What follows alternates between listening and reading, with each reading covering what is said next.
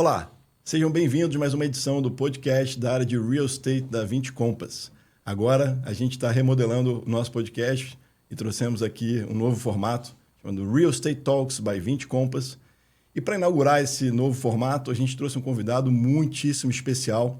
E eu, Rodrigo Coelho, sócio e co-head da área de Real Estate da 20, junto com o Ilan Nigri, vamos apresentar aqui nosso convidado, Eduardo Pérez. Seja, por favor, muito bem-vindo. Muito obrigado por ter aceitado o nosso convite. Fico muito honrado de saber que eu estou sendo o primeiro convidado aqui. Obrigado. Obrigado pelo convite. Vamos lá. Bom, para a gente já começar aqui, Eduardo, botar a bola para rolar, vamos falar um pouquinho da história da Multiplan? Acho que assim, a Multiplan... primeiro, Eduardo dispensa apresentações, Eduardo é o CEO da Multiplan. Multiplan também dispensa apresentações. A gente vai contar um pouquinho aqui da história da Multiplan aqui no começo. Fala um pouquinho assim da história anterior até a Multiplan, né? Porque muita gente, você fala Multiplan, todo mundo sabe o que é. Uma empresa de shopping, desenvolvedora, que, enfim, tem os melhores ativos do mercado, os principais ativos do mercado.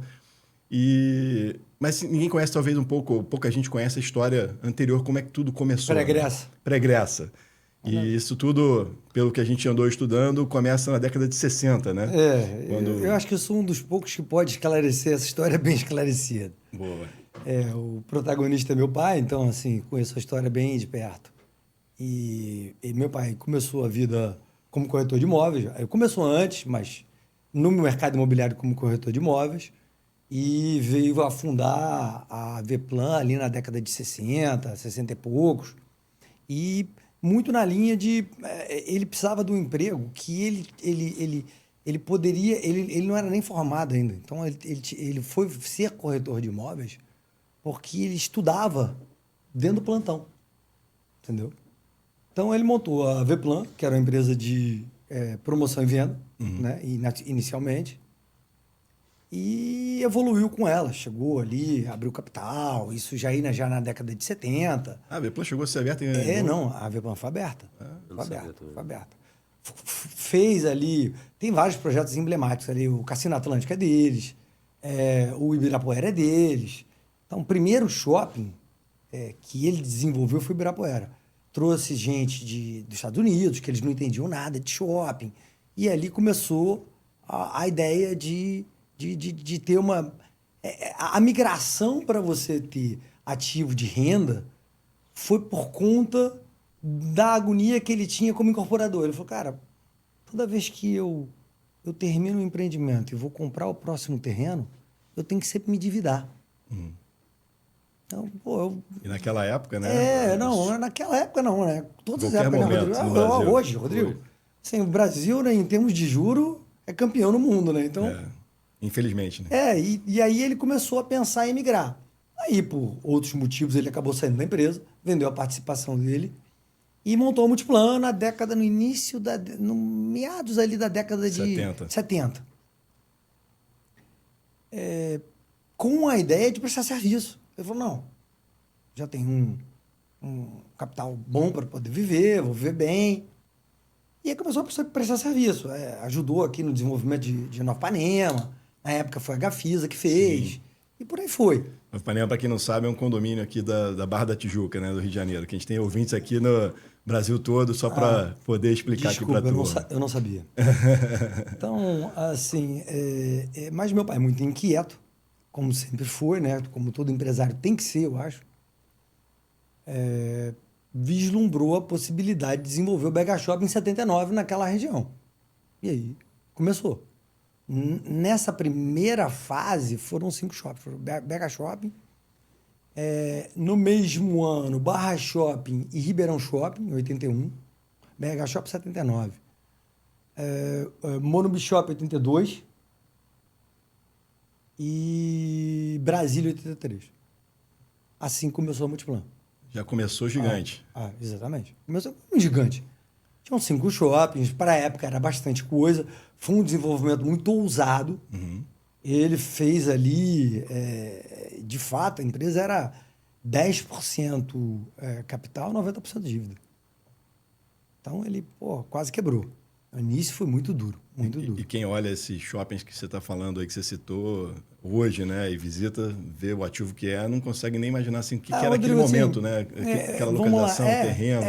Na década de 80, o conceito de shopping, tudo isso estava se formando, né? Estava começando. E me lembro dele falar assim, pô, não, você foi visionário, comprou para onde a cidade estava crescendo. Isso é uma meia-verdade. Também era falta de capital para comprar num terreno bom, entendeu? Então você tinha que comprar onde dava. Talvez a história fique mais bonita quando você conta aqui, né? Eu imaginei que depois de 50 anos ia ter esse mundo aqui em volta. Cara, não é tão assim não, entendeu? De fato, havia esse sentimento que a cidade caminhava para essas direções, né? Mas também a falta de capital te faz isso, né? Assim, talvez tivessem terrenos melhor localizados, mas não tinha capital para isso. Isso é um ponto interessante, né? Porque assim, olhando na questão do desenvolvedor, né? Cabeça de desenvolvedor, né? Sempre tentar acertar a localização, né? Location. E eu me lembro... primordial. Eu me lembro da Barra, Jardim Oceânico, com rua de terra ainda. Tinha primos que moravam aqui. E o Barra Shopping foi uma coisa assim, transformadora, né? Quando começou... E a Barra era até o Barra Shopping. Eu ia falar isso, era o final da cidade, praticamente, assim, já era... Depois da Barra, depois do Barra Shopping já era recreio. Nem tinha Ayrton Senna. Todos eles foram assim. Se você pegar as fotos de antes e depois de BH Shopping, Ribeirão Preto era uma fazenda. Meu pai comprou uma fazenda. Ele fala, o único consumidor que tinha era um espantalho que tinha do lado, entendeu? Então, assim... Foi muita coragem ali atrás, muita ousadia mesmo. E que está se pagando, né? Pô, vamos lá. Isso eu não tenho dúvida. Hoje, cara, eu comecei na companhia em 88. Aproveita e conta um pouquinho da tua história na companhia tinha 18 também. anos. Isso acho que é uma curiosidade que não só nós temos, mas provavelmente muita gente tem. Eu fazia administração na Cândido Mendes e meu pai sentia... Mas se você começou em 88, você devia ter 12 anos de idade. Não, tinha 18. Entregamos a idade aqui. Entregamos a idade aqui do Eduardo. Já tô com 55, cara. Já tô meio... Então, assim... Mas dentro de casa você viu nascer tudo isso, né? Você já devia acompanhar, né? Rodrigo, eu de fato participei estava presente em todas essas inaugurações. É que era um marco, né? Eu na me vida lembro da sociedade, não só da empresa. De jogar Baygon no mall do Barra antes dele abrir, porque tinha muito mosquito. Naquela época, cara, tinha muita bromélia também dentro do shopping. Enfim, então eu comecei a trabalhar na Multiplan em 88 e estudava na Cândido Mendes. Então eu trabalhava de dia e estudava à noite. E, cara, meu pai sentiu. Ele falou, cara, isso aqui é muito mais pro trabalho do que pro estudo. Então, vem trabalhar comigo, vem me ajudar, porque... E ele foi visionário nisso também, me ajudou. A minha verdadeira escola foi a Multiplan. Você ter uma empresa dinâmica, que tem todos os setores, engenharia, você tem tudo dentro da empresa, né? Arquitetura. E naquela época era tudo desenvolvido dentro da própria empresa, né? Advocacia, economia, estudo de viabilidade. Os contratos. Aí você vai para dentro da universidade, você vê aquele, cara, essa turma aqui nunca entrou numa empresa. Né? Você já fez um MBA antes de ter feito a faculdade, né? Isso é uma coisa que até eu falo muito quando eu posso dar um conselho para os jovens, cara, cuidado com isso, porque desanima muito, né? Você é muito mais dinâmico trabalhar, muito mais dinâmico. Então eu comecei ali, a companhia naquela época tinha, eram 5 shoppings, 500 lojas, 600 lojas no máximo. Hoje são 20 shoppings, 6 mil lojas. Fora os empreendimentos imobiliários, né? Então, a coisa deu muito certo. E qual foi, assim, sua porta de entrada na companhia? Olha, o que você começou fazendo? Muito tempo eu fiquei como aprendiz. Tirando a parte que você usou o Baygon aqui do Barra Shopping, qual foi a sua primeira... Muito tempo eu fiquei como aprendiz de tudo mesmo, entendeu? Eu participava de reunião, mas calado. Que eu acho que é uma lição, né? Se aprender a ouvir... Saber escutar é muito importante. É muito importante, né? E estar num ambiente mais formal, onde só tem gente mais velha que você. Escutar os mais experientes. Eu comecei a participar de reunião de diretoria na Multiplan, eu tinha, sei lá, 20 anos, 20 e poucos anos. Mas era ouvinte, ouvia. Aí de vez em nunca meu pai perguntava, o que você achou? Eu dava minha opinião, mas isso vai enriquecendo, né? Você vai aprendendo, você vai pegando a mão, você vai vendo as pessoas fazerem, e aquilo vai entranhando, né? Você vai... Aprendendo quase por osmose, né? Então, assim, aí eu comecei a tocar a parte da empresa. Montei a parte de merchandising da Multiplan, já essas hot zones, que eram, na época da mesma empresa, fui eu que montei, era uma empresa que estava perdida. Meu pai falou, ó, faz o que você quiser. Resolve, se der para botar em pé, ok, se não der, fecha. E hoje vai muito bem. E era super importante para o mix do shopping, né? Sim. Não existia grandes operadores, né? Até hoje não existem, né? Assim, Na são época poucos. tinha o Play Center, mas como é que existiu a empresa se chama Divertiplan. Uhum. Meu pai sempre botava tudo com plana. Porque era as lojas que o Play Center não queria. Porque o Play Center falou assim, ó, eu faço Barra Shop, faço Morumbi Shop. Mas eu não vou nem para BH, nem para Ribeirão, Brasília. nem para Brasília. Então eu comecei administrando isso. Uhum. E aí fui desenvolvendo outras coisas, fui ganhando outras funções dentro da companhia, até que um pouco antes de abrir o capital eu virei vice-presidente de operação. Uhum. Cara, e aí foi. Na operação, Você aprende muito, você né? entende do business. É fundamental, né? É fundamental. Você passar para chegar no posto que você está hoje, assim, o presidente, você tem que passar a entender o chão de fábrica ali, né? Eu acho que é muito importante você não se afastar do seu consumidor. Uhum. Muito fácil, quando você vira presidente da empresa, vir várias distrações de agendas, 1000, que te puxam. Até gravação de podcast, né? Não, gravação de podcast é até um exercício. É mais assim, agendas, vamos lá, cara, compra e venda de ativo, M&A transformacional. Acho que escolhe o nome. Uhum. Tudo isso é legal, desde que o consumidor que frequenta os seus shoppings esteja satisfeito. Claro. Né? Então, assim, essa garantia você precisa levar para dentro da empresa. Essa cultura, eu acho que é o maior legado que um presidente pode deixar para uma companhia é isso. Ela não se afastar do consumidor dela e ela está sempre ligada nas modificações do consumidor, que é muito dinâmico. Cara, mercado de varejo, shopping era loja, agora já não é mais. Agora, metade do que a gente tem do mix é vestuário, a outra é experiência, gastronomia, serviço. Vazia. Então, eu acho que o dinamismo está aí. A maneira como você aborda, a maneira como você comunica, isso está mudando todo dia. E não tem medo de mudar também, né, Eduardo? Não, Assim, você tem que estar próximo, você tem que sentir. aceitar as mudanças que o mercado está mudando, né? E aprender a ver para onde está indo. Exatamente. É muito difícil. As pessoas fazem essa pergunta, né?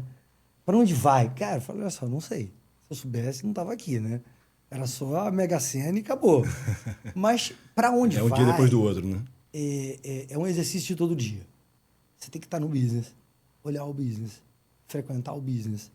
Então, eu acho que uma das melhores coisas para mim, como executivo da empresa, foi quando eu, em 96, vim morar na Barra. Uhum. Quando eu vim morar na Barra, eu passei a ser, e trabalhar na Barra, eu passei a ser frequentador do Barra Shopping e do New York, na época já tinha o New York, todo dia. Então você sente. Você vê o bom e o ruim como consumidor. Então você sabe o que tem que mudar. E é o olhar do dono, né? Isso é uma coisa... sempre. Se você não vê no dia a dia, as coisas vão sendo deixadas de lado. Cara, eu saía do New York, se for do New York, eu me lembro, eu saía do Leblon para ver o New York. Para ir no cinema no New York. Aí. Eu também, eu morava em São Conrado, na época... Era uma experiência, cara. Você tinha... Até hoje é o maior complexo de cinema do Brasil. Era uma experiência, Sabia assim. disso? Não sabia. É mesmo? Ah, não, ali são... 17, 18 salas? São 18 salas, cara. Eu fui um... Eu não quero chutar o número de lugares, não. Mas durante muitos anos foi a maior bilheteria do Brasil. Antes da pandemia, né? Sim. Antes da pandemia, cinema tinha uma importância. Agora tem outra completamente diferente. A gente vai falar um pouquinho sobre isso também, que acho que é um tema interessante para a gente poder falar. Cara, minha história é rica, né? Eu estou há 38 anos dentro da companhia, passei por tudo, vi tudo, enfrentei todas essas crises junto com meu pai. Lá atrás, na década de 90, queria ter um sócio. Pô, o sócio fala, pai, ninguém vai te ajudar. Sócio para trazer dinheiro. Mas o trabalho é nosso. Né? No fim do dia, você que tem que botar o guiso no touro, não tem jeito. É isso aí. E falando um pouco desses momentos de mercado, né? Assim, ser empresário no Brasil é um desafio diário, né? Assim, você lida, como a gente falou aqui há um tempo, taxa de juros recorde mundial. Burocracia, dificuldades, problemas, crises econômicas gigantescas que a gente já passou, década de 90, como você citou, congelamento de recursos das pessoas, pandemia, já teve de tudo. Teve de tudo. Aí, hiperinflação, eu peguei hiperinflação. Quando eu comecei a trabalhar, era hiperinflação. Era a época do Sarney, cara, era 40% ao mês de inflação, imagina. Como é que é, assim, o povo hoje mais novo, assim, que não viveu isso trabalhando, né? Muito ruim, né? Assim, para a população. Como é que funcionava o shopping? Como é que os preços mudando todo dia? Só, como é que era a locação? Primeiro, a inadimplência era enorme, porque o cara ganhava no tempo que ele não te pagava, né? Então, dias que ele ficava sem pagar, o boleto dele ia... E não tinha boleto na época, era cobrança mesmo, telefone. Então... Não tinha TED, não tinha nada, não tinha nada. Então, assim... Não tinha Pix. Uma das grandes vantagens que você teve ali na chegada do real, com o fim da inflação, foi, assim, a inadimplência saiu de 15%, 20% para 5%. Aí, às vezes, a gente fala de 2%, a turma fala, não, que subiu a inadimplência, 2%, 1%. Às vezes você tem inadimplência positiva, né? Você arrecada mais do que você boletou, porque você tem coisa que você está recuperando. Cara, isso é impensável.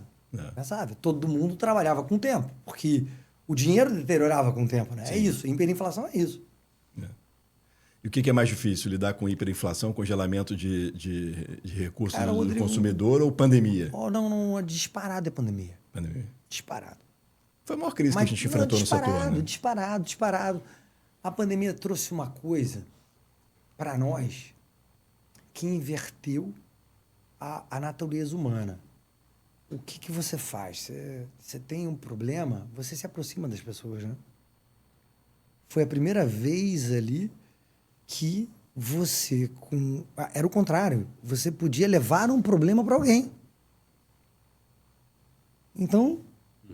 Você lembra dessa história? Você não podia encontrar e o contágio... Então, eu acho que isso vai ficar em várias gerações por muito tempo ainda, porque a gente ainda está vivendo pandemia. O trauma não passou. O trauma foi grande. Mas para o business em si, eu nunca tinha visto shoppings fechados. Todos. Qual que você acha que foi o maior aprendizado dessa pandemia para você? A sobrevivência, né? Sobrevivência. Você entra no mood de girar a chave e vamos sobreviver, né? O que aconteceu, cara? Assim, eu já vinha acompanhando o que estava acontecendo ali, Estados Unidos, Itália, lembra? Era carnaval, aqui tudo funcionando.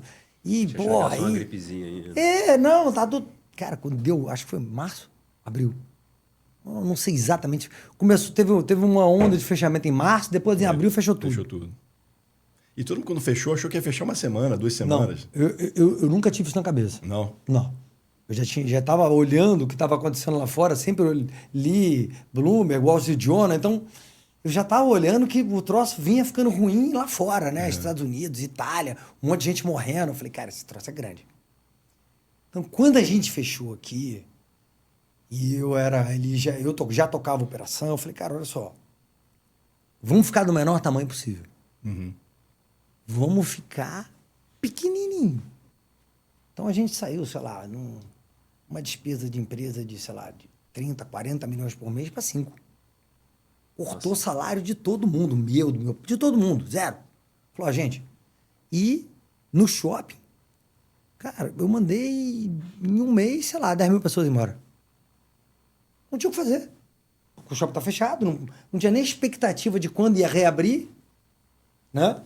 Eu falei, cara, vamos fazer o seguinte, vamos ficar o menor possível, cada um na sua casa, e vamos nos preparar para o pior, que é o que você faz numa crise. Você tem que se preparar para o pior. Torcer pelo melhor, mas se preparar pelo pior. E, cara, me lembro, cara, duras noites sem dormir ali, trabalhando da varanda da minha casa, aí as conversas ficavam muito quentes, as crianças estavam ouvindo, a minha mulher me trancava na varanda, fechava a varanda. Acho que todo mundo trabalhou muito nessa época, né? A gente trabalhava muito, porque não tinha... Para mim, era um trabalho difícil, né? Que era um trabalho de cortar, de fechar. São decisões muito duras, né? Mas uma coisa para mim estava muito clara. Tem os lojistas também, né? Então, isso foi uma coisa que a gente puxou, né? Eu pensei assim, bom, eu preciso dar fôlego para quem está dentro do shopping. Uhum. Então vamos cobrar o mínimo possível enquanto estiver fechado. Perfeito.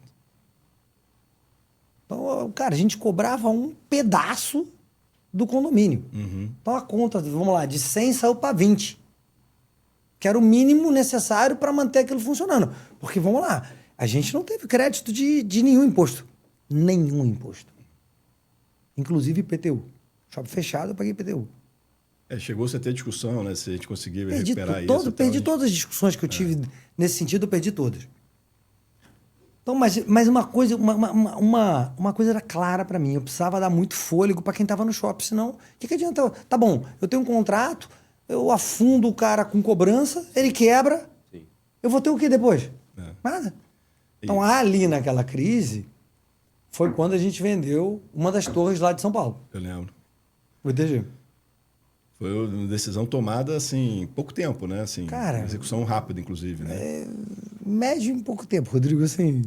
Não, mas para uma decisão dessa de vender... Convencer meu pai de vender aquela torre foi complicadíssimo. Complicadíssimo. Eu falei, pai, não tem jeito. A gente precisa de musculatura, a gente precisa de caixa, a gente precisa de resultado.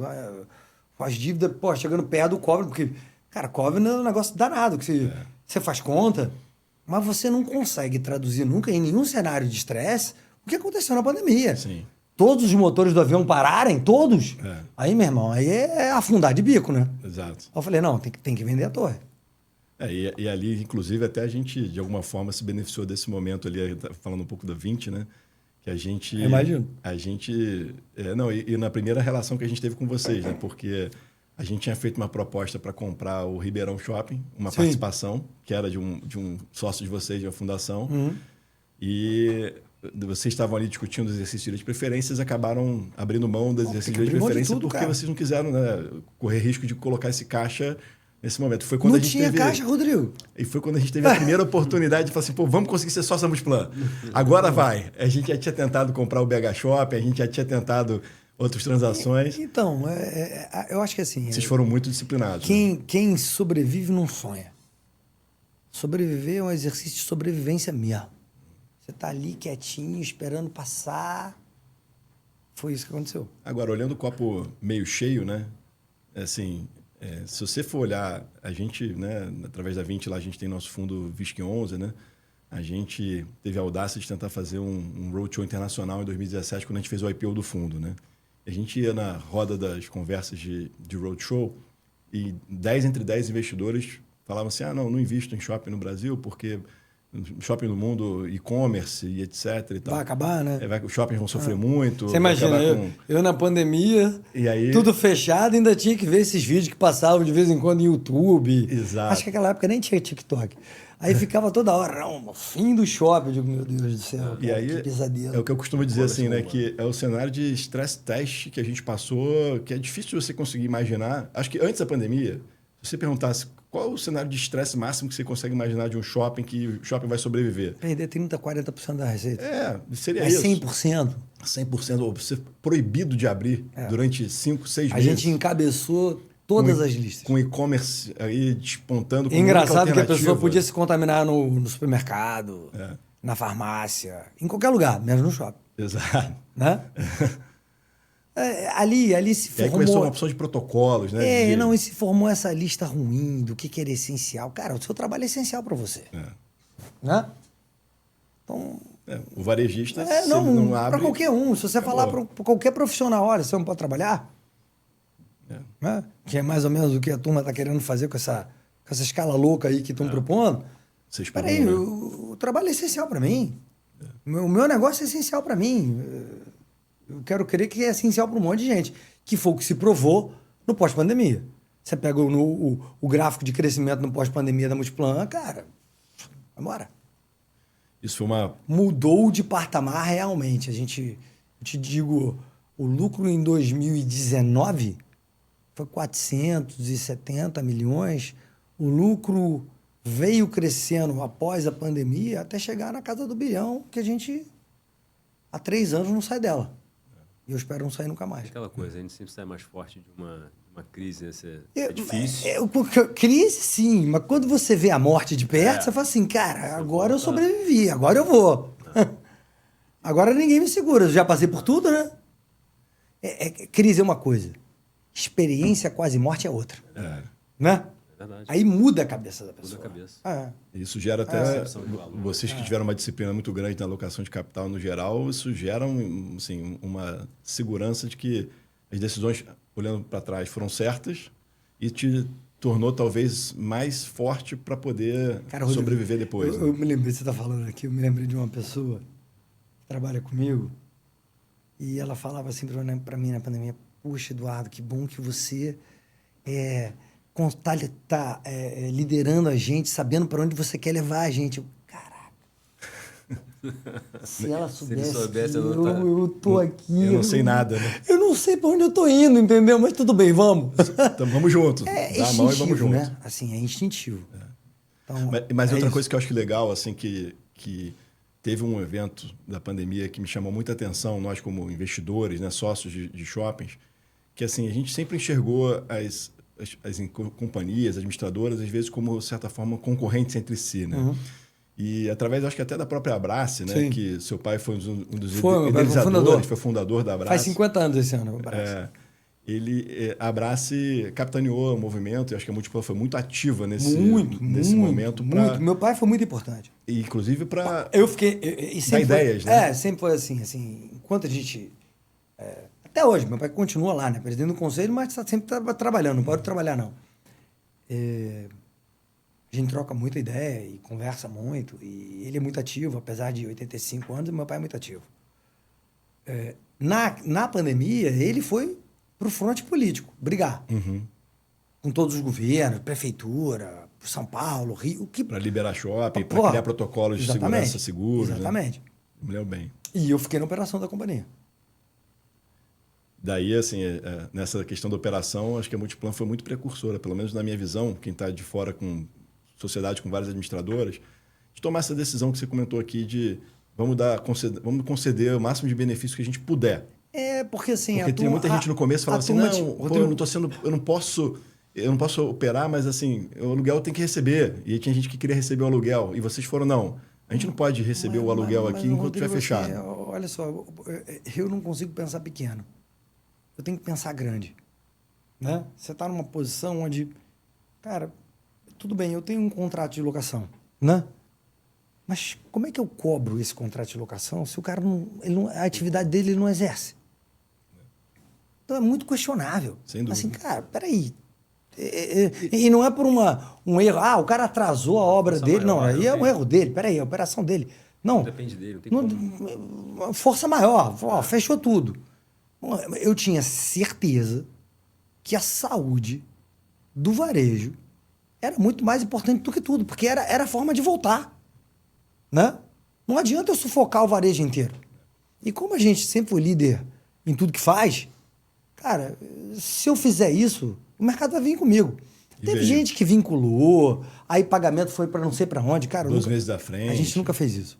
A gente perdeu R$1 bilhão na pandemia. Entre condomínio, entre aluguel, principalmente, e fundo de promoção. R$1 bilhão. Mas salvou a companhia. A companhia, talvez até o mercado como um todo. Porque naquela época, quem ia dar financiamento para um lojista, cara? Imagina. Pô, todo mundo retraído. As medidas de socorro vieram muito tempo depois. Sem dúvida.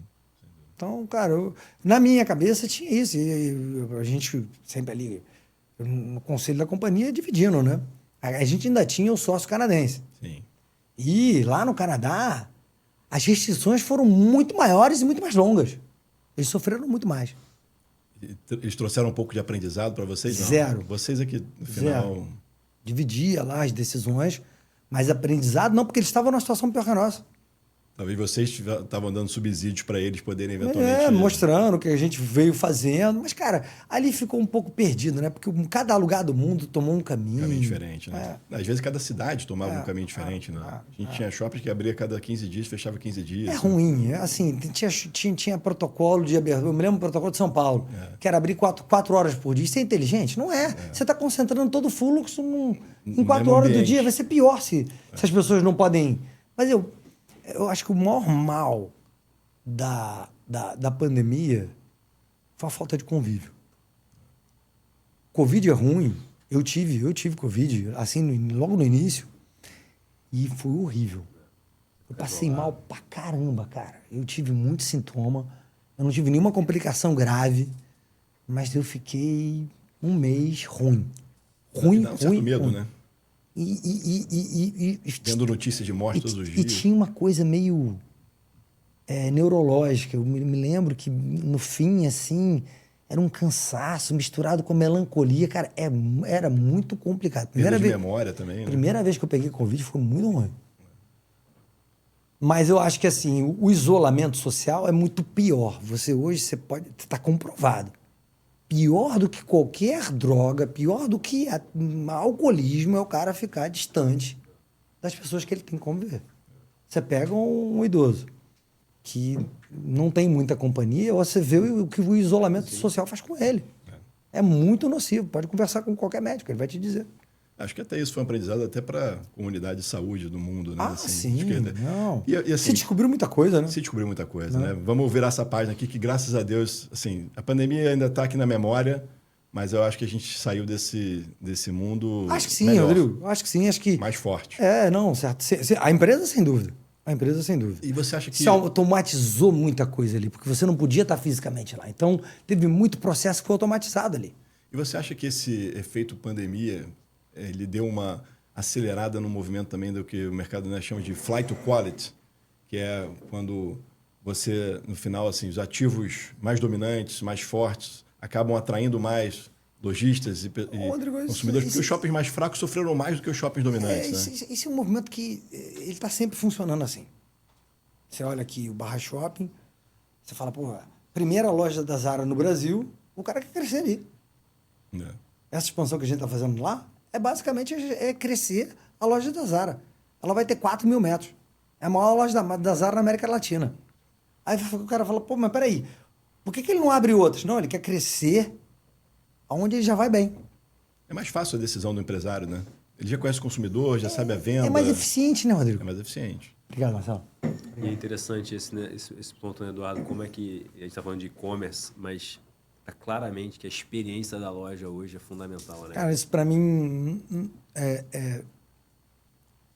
eu não posso dizer que não cruzou a minha mente o medo do e-commerce, porque cruzou, né? Então, assim, mas eu tenho algumas coisas assim que para mim são consagradas. Se você parar para pensar, decisão de uma compra, principalmente de roupa, de vestuário, sim, cara, qual é a primeira coisa que você faz? Você toca. Né? Não, antes de experimentar, você toca. Verdade. Não é? Verdade. Porque você precisa ver como é que cai no teu corpo.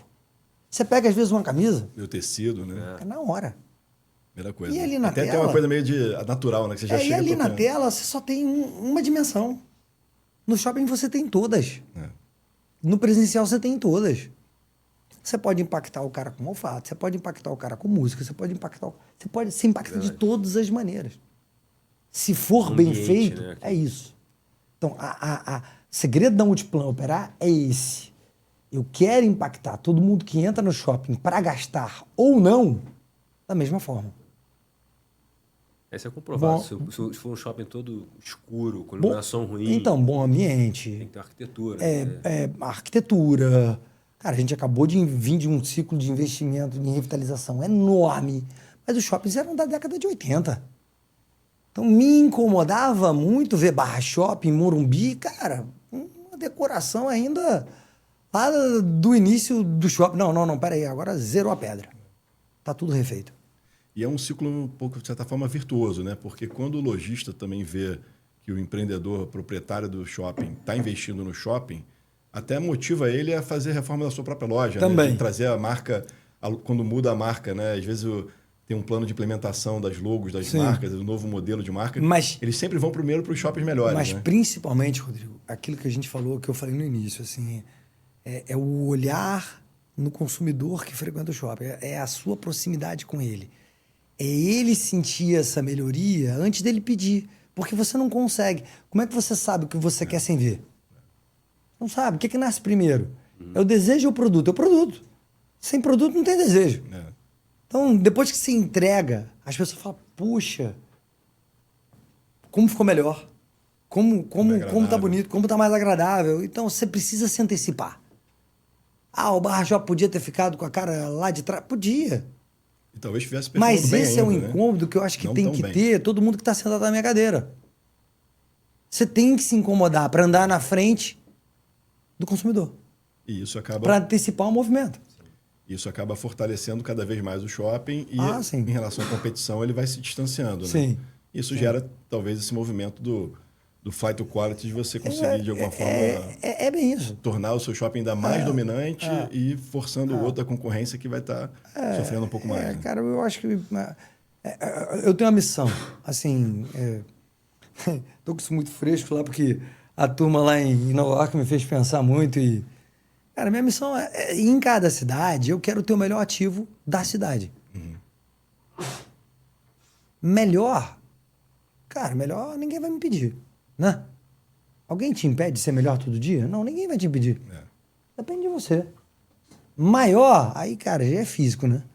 Aí tem horas que sai da mão, você não consegue. Tem limitações urbanísticas. Acaba se enrolando, compra coisa demais e...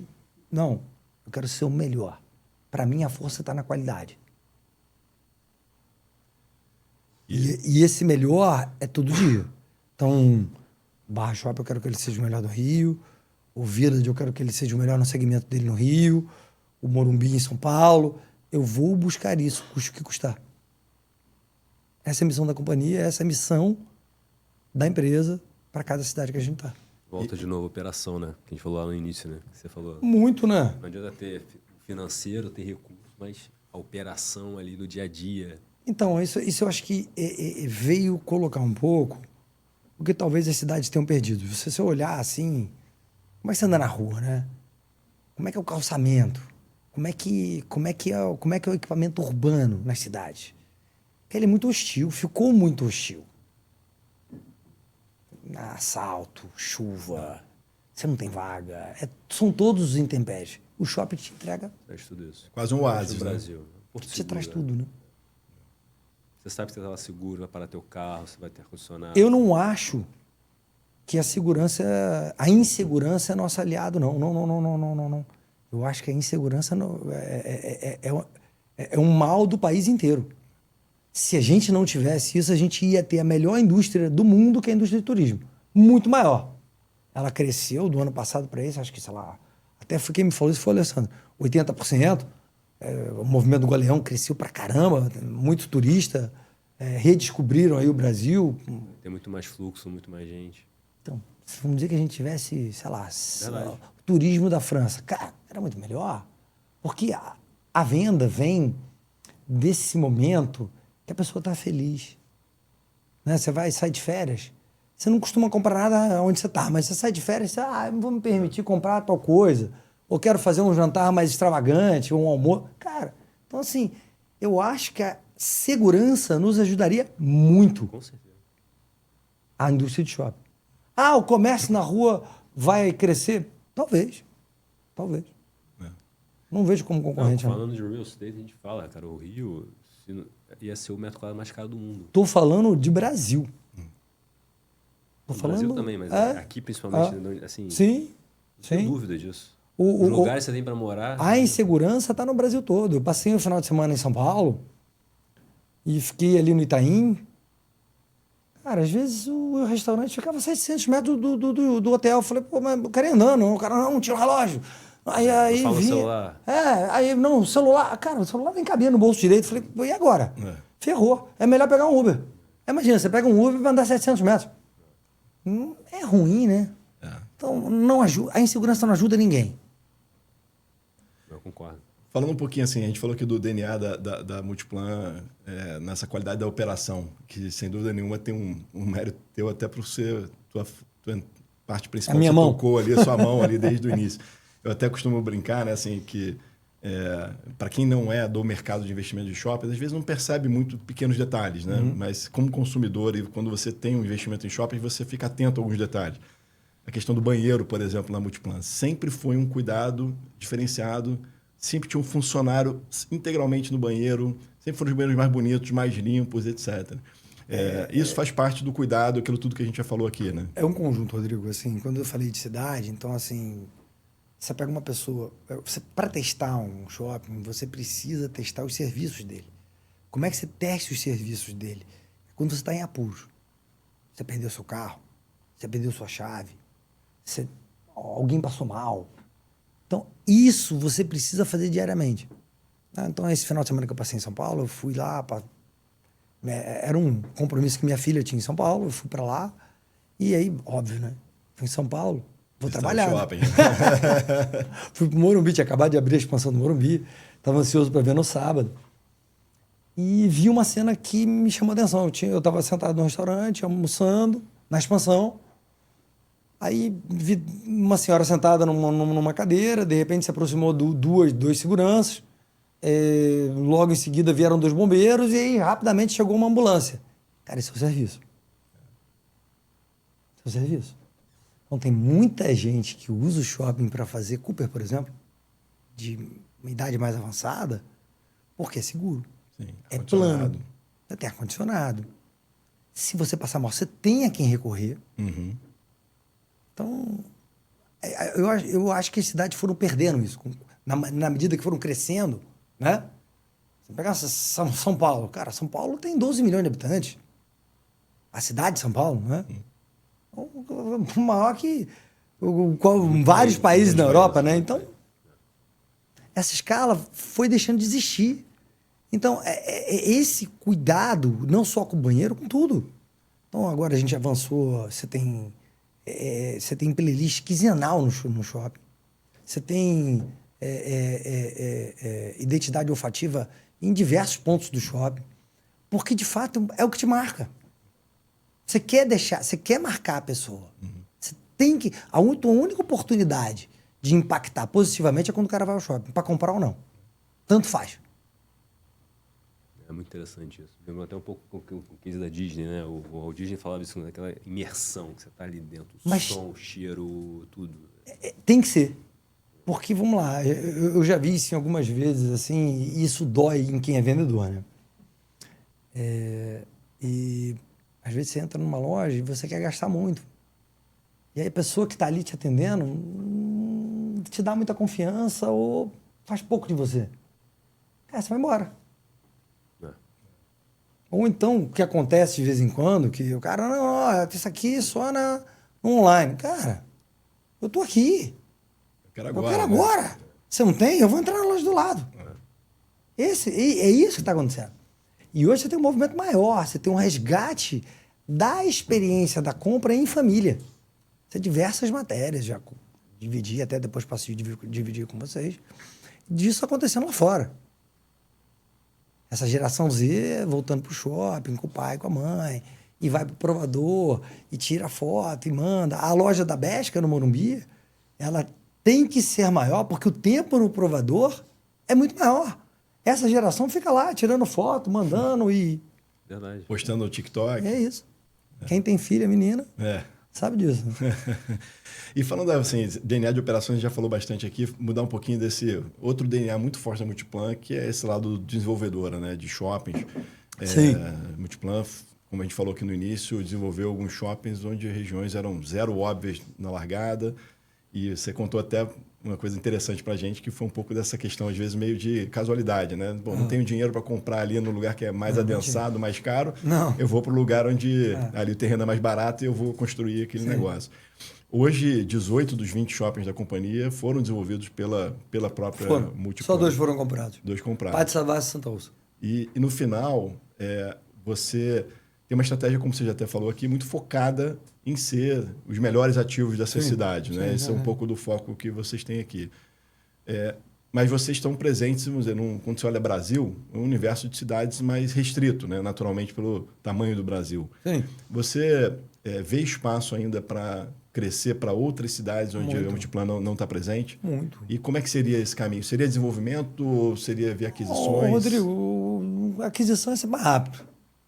Mas não é bem aquilo que você faria, né? Você sempre compra um troço, é bom, mas não é o que eu faria, aí você vai querer consertar. Assim, idealmente seria por desenvolvimento.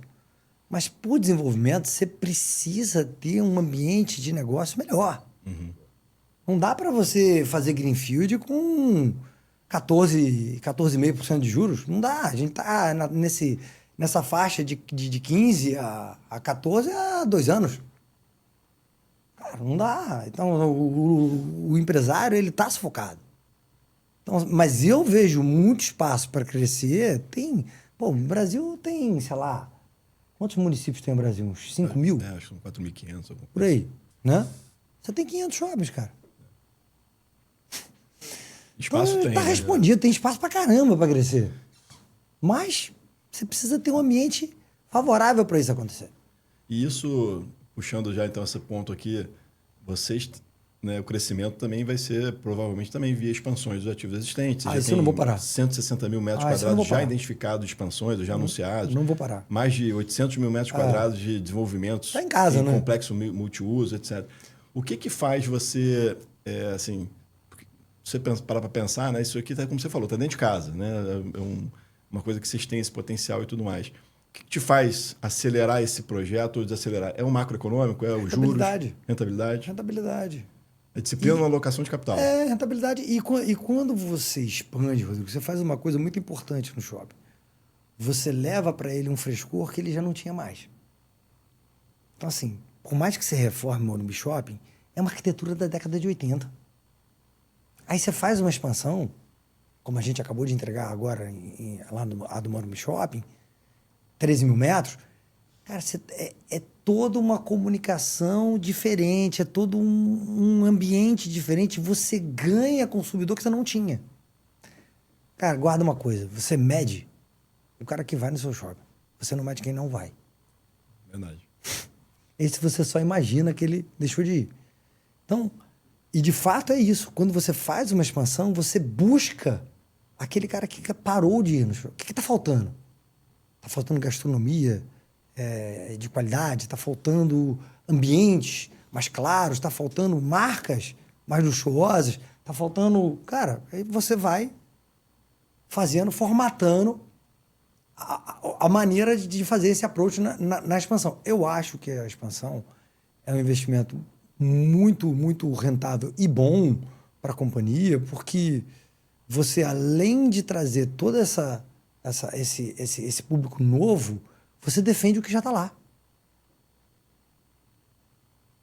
Então, assim que eu sentei ali para tocar a companhia, como CEO da empresa, cara, vamos construir aqui, ali, acolá. Eu falei, cara, gente, peraí, deixa eu olhar o que tem aqui perto. Porque, às vezes, o que está perto já é muita coisa e você não consegue fazer. E é onde vontade maior de rentabilidade. E isso aconteceu lá atrás. É que as pessoas, às vezes, não entendem. Eu não inventei isso. Meu pai fez isso diversas vezes. Cresce, consolida. Cresce, consolida. A maneira de consolidar é expandindo. E é interessante que você falou, por exemplo, você traz, por exemplo, um medical center. Cara, Sim. Outro público, né? Outro público que vai trazer mais fluxo para o shopping. Exato. Você vai complementando aquele ativo com diversas coisas. Vocês foram pioneiros. Nossa, tem uma história famosa que meu pai conta. Ele, ali quando inaugurou Barra, 120 lojas, um piso. Ia mal. Não ia bem. Vendia mal. Aí ele, cara, a massa é pequena. Crescer. Ele precisa crescer para atrair mais gente. Aí os sócios, pô, você é louco? Você é maluco? Você já vende mal com 120 lojas, com 240 vai ser pior ainda. Dobrou. E foi embora. E essa massa crítica para o shopping, ela tem um efeito gravitacional, né? Sim. Que traz... Você precisa para atrair... Tem alguns ativos que a gente olha hoje, São Caetano é um deles, que está ali na hora de crescer para atrair mais gente. E aí, nessa hora, você consegue complementar ele com diversas atividades, serviço, academia, o que tiver faltando. E fora as expansões, tem essa questão do real estate, né? Nos terrenos que vocês têm. Que vocês estão fazendo para o Rio Grande do Sul, o desenvolvimento de incorporações. E tem uma avenida muito grande de crescimento. Rodrigo, isso é um bom ponto que você lembrou.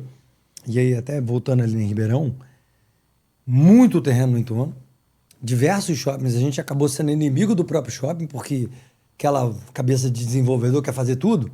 Não dá. Você não consegue desenvolver tudo. Então, isso é uma agenda que eu implantei. Falei, vamos destravar valor disso. Vamos deixar as pessoas desenvolverem. Então, você tem ali no entorno do Ribeirão, por exemplo, você tem um hospital da Rede D'Or, você tem diversos condomínios que já estão sendo vendidos agora e daqui a 2, 3 anos vão estar funcionando. E vão estar agregando ali para aquele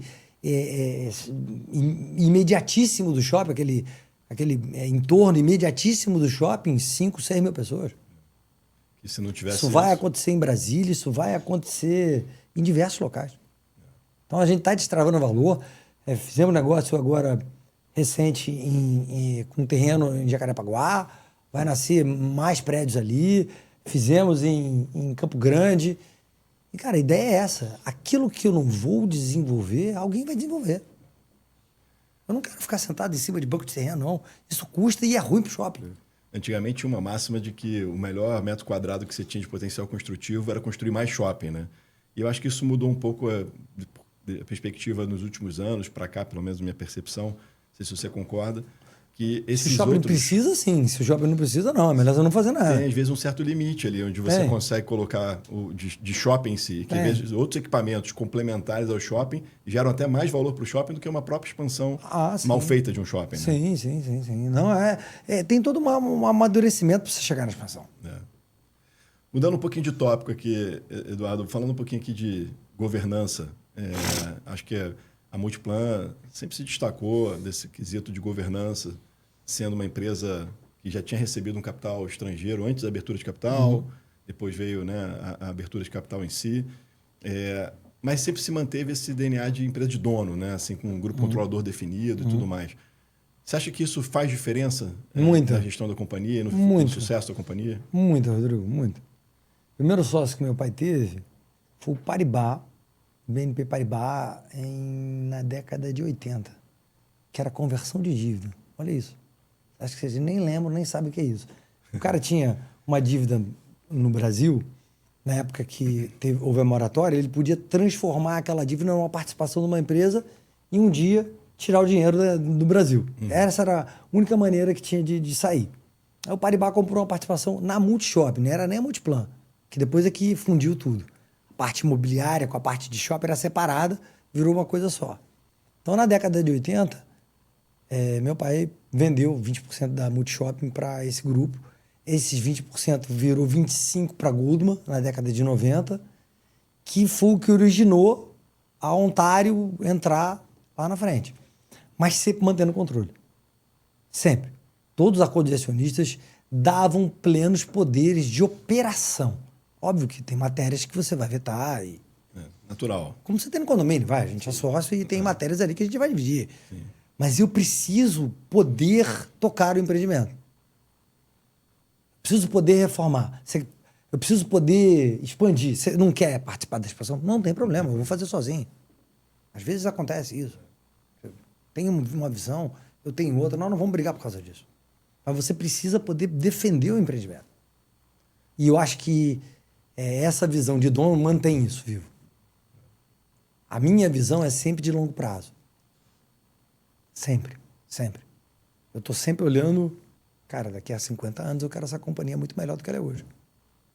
Legal.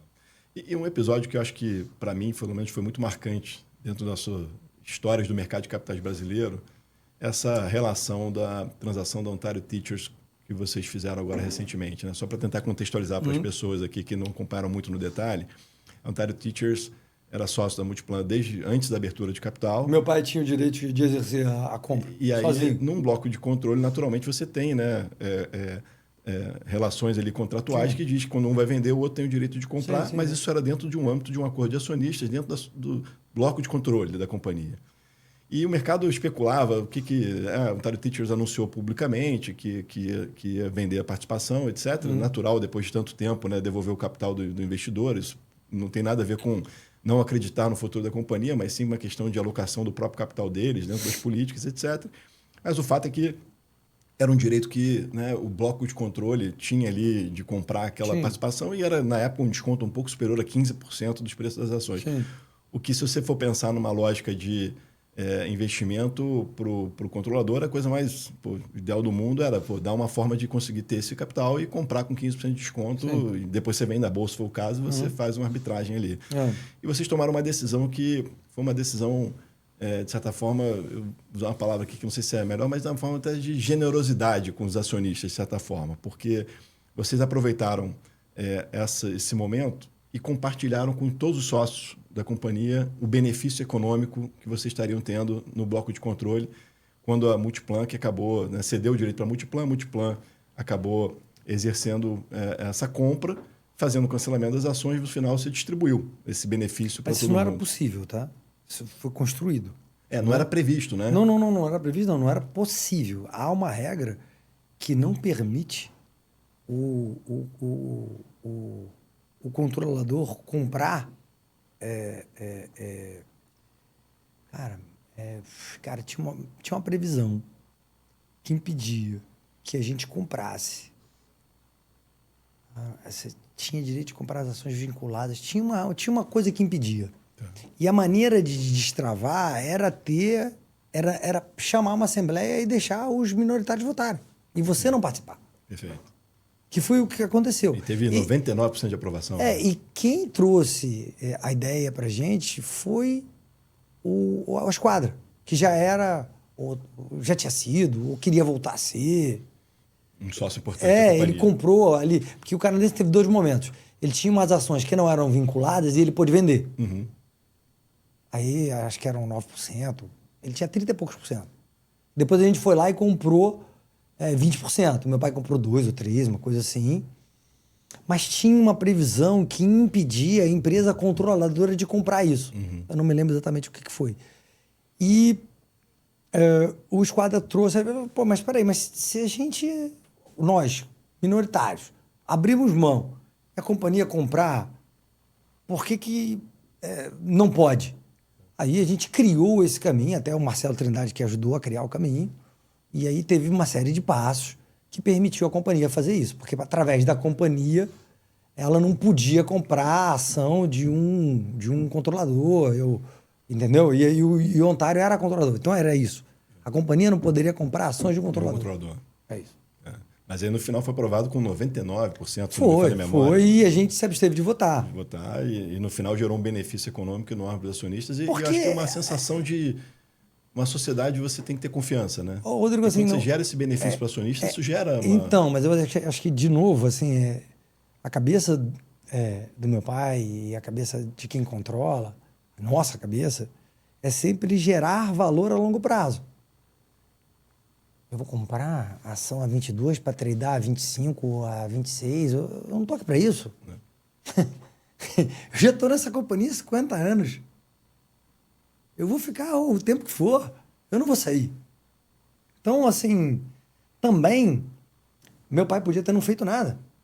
Porque ele podia ter ficado ali com a cor de acionista que ele tinha, que blindava completamente. Ia ser muito difícil a Ontário sair ou achar alguém que quisesse. Porque meu pai ainda tinha o direito de comprar. Sim. Quando você achasse... Ele tinha direito de primeira oferta. E o direito de preferência depois. Os 2. Então, era dificílimo deles venderem. Mas, cara, no meio do caminho... Apareceu Esquadra e meu pai também muito... cara, chega de carregar sócio, né? Chega. Vamos tocar a gente mesmo. E aí acabou sendo a melhor operação para a companhia e para ele, porque ele recebeu em participação. Ele era o maior acionista da companhia. Sim, exatamente. Para ele foi ótimo. Foi bom para todo mundo. Se pode ser bom para todo mundo, sim. Por que eu vou transformar bom para mim só para mim? Algumas vezes eu respondi isso. Cara, poxa, mas... Teu pai podia ter comprado isso e tradeado, mas, cara, eu não ganho dinheiro tradando ação. Eu ganho dinheiro operando shopping. Eu ganho dinheiro desenvolvendo shopping. É isso. A cabeça é essa.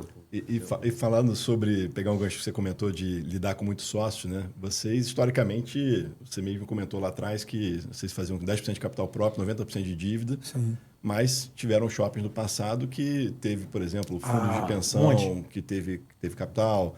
E vocês tiveram sócio no nível da companhia, sócio no nível dos ativos. Isso é uma coisa até muito comum do mercado de shopping, Mas inerente ao mercado de shopping. atrapalha, Rodrigo, assim, a nível da companhia não atrapalha tanto.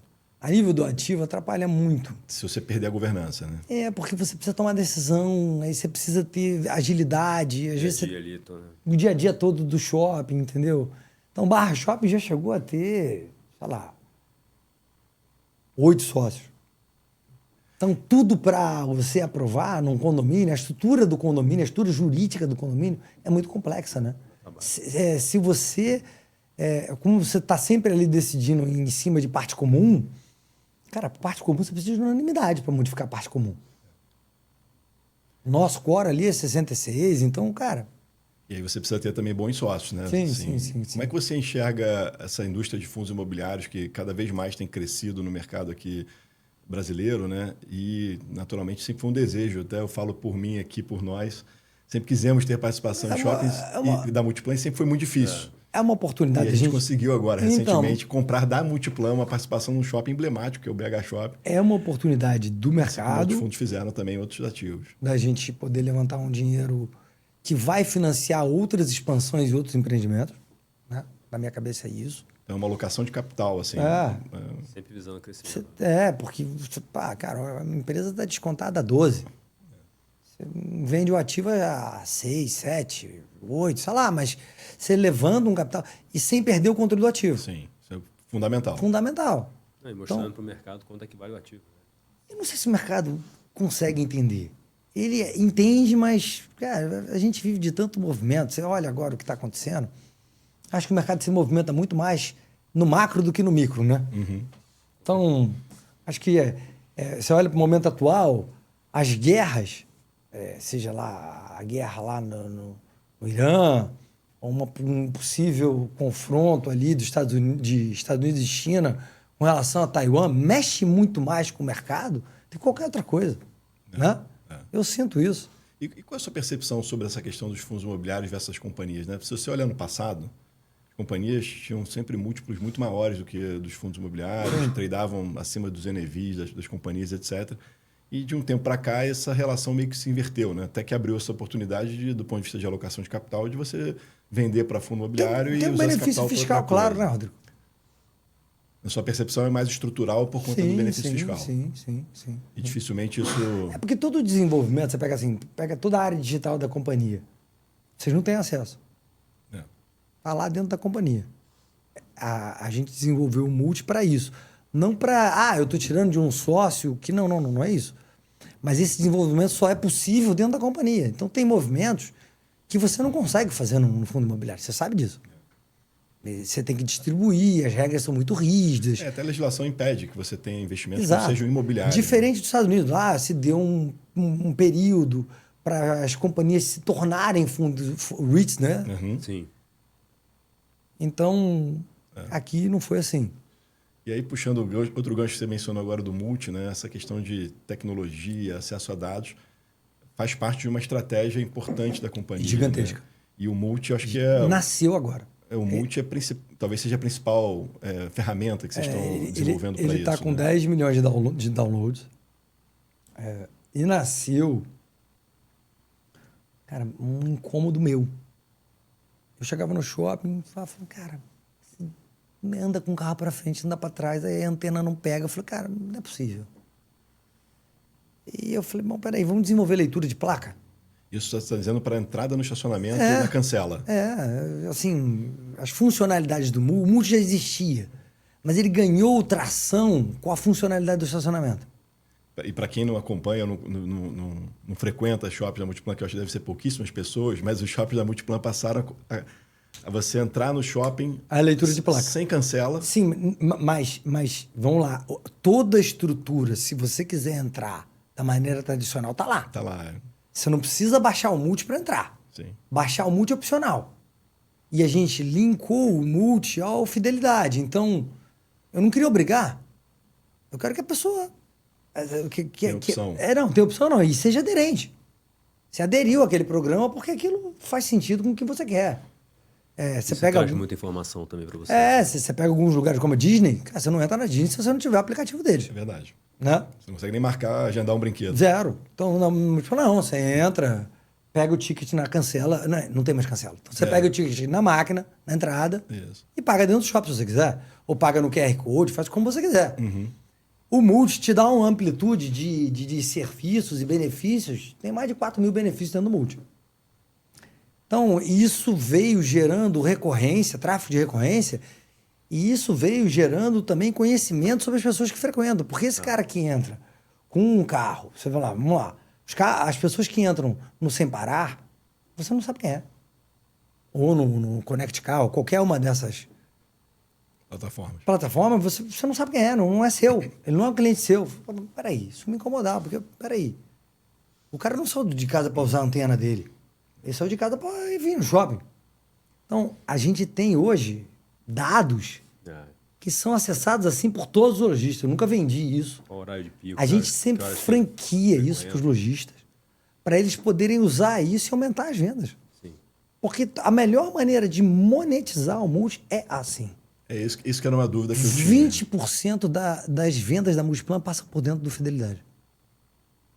Que quando você diz isso, só para entender aqui, é o cliente... Alguns bilhões, são 20%. São 18 milhões de notas são registradas dentro do Multi. Então, o cliente compra na loja, recebe a nota fiscal, escaneia no aplicativo. Sobe no aplicativo para poder fazer parte do Fidelidade. E aí já representa 20% das vendas da companhia. Você está falando que vocês compartilham esses dados com os lojistas para eles entenderem assim, é diário. Diário. Esse compartilhamento é mensal, diário. A gente faz palestra, explica. Porque eu acho que quanto melhor ele conhecer o consumidor dele, mais ele vai vender. Tem ideia. E tem muita empresa, muita lojista médio, pequeno. Cara, ele não tem estrutura para fazer isso. Quantidade de dados, mapa de calor, da onde vem, para onde vai, ele compra na sua loja, depois ele faz o quê? Eu sei tudo. Pegando esse gancho, Eduardo, a gente estava, semana passada, a gente estava todo mundo em Nova York, você falou bastante de AI. Né? Como é que vocês estão... Cara, eu estou super entusiasmado, eu acho que vai ajudar a companhia um monte. Principalmente nisso, né? Porque você tem uma quantidade de dados, cara, que dentro do IA ele vai te dar... A velocidade... É bombástico, né? Eu acho que as transformações que a gente vai ver daqui para frente vão ser muito grandes. Muito grandes. Tanto dentro dos negócios, como de novos negócios que vão aparecer. Você vê, está se falando hoje de um IPO da SpaceX de 2 trilhões de dólares. Cara, eu acho lindo. Eu acho fantástico. O que o Elon Musk faz é fantástico. Será que vai dar para fazer um shopping na Lua?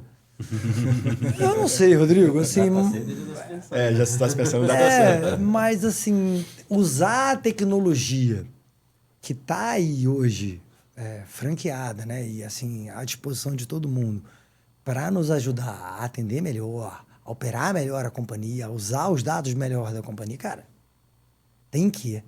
E na minha cabeça, a companhia tem que ter um diretor que só faça isso. Não dá para ser um pedacinho. Não. Tem que ter uma pessoa responsável que só toque esse assunto. Que olhe todas as maneiras, as possibilidades de usar essa ferramenta em todas as áreas da companhia. Porque você tem muitas. É no shopping, é na operação. Comercial. É tudo. Eu acho que... E as ferramentas mudam com uma velocidade muito grande, né? Muito. Até pouco tempo atrás era só ChatGPT. Agora o Claude já é um negócio que já... Eu acho que vai acabar. ChatGPT 2.0. Você vai ter ferramentas específicas, né? Meio que medicina, né? Não é só o clínico geral, né? Não. Você vai ter lá o ortopedista, você vai ter eu o acho que sim, não sei. Cara, vamos ver. Mas eu acho que para as companhias vai ser muito bom. A turma fica muito preocupada com o desemprego. Eu não estou vendo isso por enquanto, não, cara. Eu estou vendo benefício. Eu acho que tem uma coisa super importante que a gente comentou aqui, você falou bastante. Nunca esquecer que é o embasamento, que é o físico, né? Assim, você vai ter AI, vai ter diversas informações, a gente fala de e-commerce, mas no final é a roupa, é o tecido, é a experiência. É a gente usar isso a favor para chegar nessa... É a mesma coisa do real estate que a gente fala, né? Você tem que ter a casa, você tem que ter... Vai ter AI para tudo, para você... Mas as pessoas vão morar, tem que morar. Então, assim, eu visitei agora lá... A gente não pode esquecer disso, né? Acho que... Eu encontrei até com o Alessandro lá no JP Morgan. Cara, que prédio, né? Os caras fizeram um prédio do outro mundo, lindo. Cheio de obra de arte, todo, sabe? Uma coisa você vê na tela e outra coisa você vê... Não, e ele quebrou aquela coisa sisuda de banco, de prédio, de escritório, que não tem música no elevador, tem... Cara, tem áreas de convivência. De convivência, tem shopping, cara, tem tudo lá dentro. É muito bacana, muito bacana. É uma pena que a gente não tenha estrutura de capital para poder suportar esse tipo de empreendimento no Brasil. Eu fiquei entusiasmadíssimo. Minha vontade era fazer um em São Paulo, mas... No Morumbi. De preferência. Ali naquela região, entendeu? Legal. Não, a ideia não falta, mas eu acho que, assim... se você mandar, pô, Eduardo, o que te deixa triste com relação ao Brasil? É isso. É o nível da discussão. Você vai lá para fora, se tiver essa oportunidade agora, você está discutindo data center na Lua. Tenta montar uma empresa de foguete no Brasil. Eu duvido que você consiga, não pode. Montar data center no Brasil já é um grande desafio. Aí você chega aqui, a discussão é a escala. Meu Deus. Mas vamos falar de escala para quê, gente? Se todo mundo pode trabalhar o que quiser. Não, sei lá. É uma discussão muito rasa, né? Assim, é muito eleitoreira, né? De política, as pessoas acham aquela crença simplista de achar que não, eu vou estar beneficiando os trabalhadores. Assim, a percepção é justamente o contrário, né? Porque no final... Que embasamento técnico tem isso, Rodrigo? Nenhum. Não consigo ver. Não tem nenhum. Você não tem nenhuma defesa. Qual a defesa técnica disso? Nenhuma. Qual o impacto no emprego, né? E na renda? Eu não tenho a menor dúvida que isso só vai gerar, se passar, né? Esperamos que não passe, né? Tomara que não passe, ou que, sei lá, tenha limitações. Mas, porque essa escala, isso é transitória, né? 5-2 é para terminar com 4-3. O projeto é esse.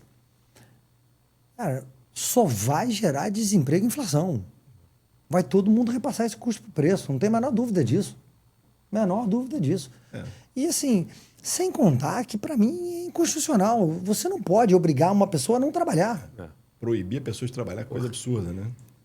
Cara, quer ganhar mais, quer trabalhar mais, não pode. É invasão no seu direito. Eu quero trabalhar mais. Não, você não pode. Mas cada vez que o Brasil faz isso, quem ganha? A China, Peru, Paraguai. Paraguai tá ganhando. Quantas fábricas estão indo para o Paraguai? Com diferença de imposto. Você Até pega... data center está sendo especulado no então, Paraguai. E você pega um trabalhador, ele custa 80% a mais para a empresa e ganha 70% do salário dele. Ontem eu vi um dado que, cara, a fábrica da Land Rover produz 5 carros por dia no Brasil. O que a gente está fazendo? A quantidade de gente que não trabalha para fazer só 5 carros. Né? E isso me entristece. Você vem de uma convenção onde se fala de coisas, sabe, muito para frente, você ouve palestras importantes. Cara, e a discussão aqui, esse pode ou não pode trabalhar? Meu Deus, deixa as pessoas escolherem. Quer dizer, o ser humano, o trabalhador não tem a capacidade de escolher. Cara, e até um contrassenso, porque se você está em pleno emprego, então por que eu tenho que diminuir? Eu não estou entendendo. Para que eu vou fazer isso? Por hora, né? Deixa trabalhar, paga por hora. Deixa eu trabalhar como quiser. Deveria flexibilizar as leis e não por restringir, né? Isso cara, mas assim... É um retrocesso, né? Eu costumo dizer o seguinte, a gente joga com as cartas que tem. É isso. Não adianta a gente ficar sonhando com a carta que não vem, que aí você não vai trabalhar. Não olha... Eu falo para todo mundo que está lá na empresa, não olha para político, esquece isso, gente. Vamos olhar para frente, vamos trabalhar, tem muita coisa para ser feita. Tem muita oportunidade. Né? Deixa a Brasília discutir lá o que tiver que discutir. Vamos em frente. Eduardo, acho que a gente está chegando aqui, já até passamos um pouquinho do nosso tempo normal que a gente fica. Não, cara, fica à vontade. Se deixasse aqui, a gente ficava aqui até de noite. Tirei um tempo para vir. É raro eu fazer esse tipo de aparição, mas para falar da companhia eu faço. Para falar de mim eu não faço nunca. Não acho que seja produtivo para a companhia eu falar da minha vida. Então, cara, um prazer estar com vocês aqui. Vamos ver se a gente faz outras. Vamos lá, pô, vai ser um prazer enorme. E, assim, muito obrigado de verdade, assim, que acho que foi muito rico essa nossa conversa. E apesar de dizer que você, né, não gosta de falar sobre a vida pessoal, acho que as pessoas... A gente foi vizinho, você me conhece. As pessoas que te conhecem, você contando sobre a história da companhia, essa paixão, tudo isso que te move, acaba te conhecendo indiretamente o lado pessoal do Eduardo, né? Então... Isso é uma coisa que eu sempre falo, cara, assim... O que é mais importante? Processo ou dinheiro? Né? Quando você trabalha, eu não tenho dúvida que é o processo. Você se apaixona pelo processo. Dinheiro é consequência, né? É dinheiro, mas, Rodrigo, vamos lá, é que nem a competição. Né? O cara gosta de, sei lá, jogar tênis. Ele é campeão. Cara, tudo bem. Aquilo passa no dia seguinte. Você vai voltar para a quadra para treinar, não vai? Vai. O meu esporte é desenvolver empreendimentos imobiliários, shopping center. Esse é o meu prazer. Acho que isso é contagiante. Eu peguei do meu pai e contagiei já mais uma porção de gente lá na empresa, entendeu? Então... Falam que é nem que triatleta, né? O treinamento, fazer um triatlon, porra, é muito mais doloroso do que você próprio a prova. A prova mas eu acho que as pessoas se enganam. Porque todo mundo fica ali ligado no material, né? Quando eu comprar... Cara, as coisas não vão te trazer prazer. O que vai te trazer prazer são os contatos pessoais, são as pessoas, é o processo.